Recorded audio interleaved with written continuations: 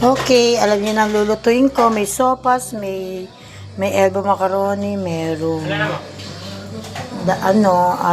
repolyo, may pasta. Buksan mo yan, be. Wala mo ano po kan. Oo. May singoy onion. Tapos ayan na po, pinapakulo lang po namin. So mamaya, gauliin mo na.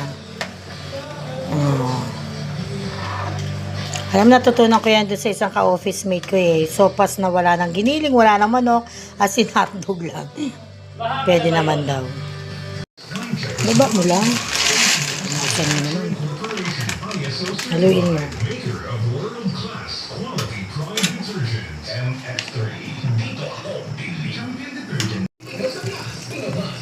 Yung mga Indiano, tinatas pa yung ganun na yun.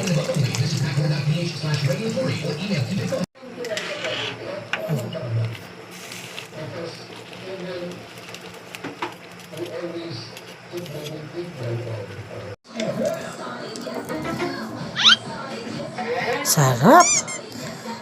Sarap.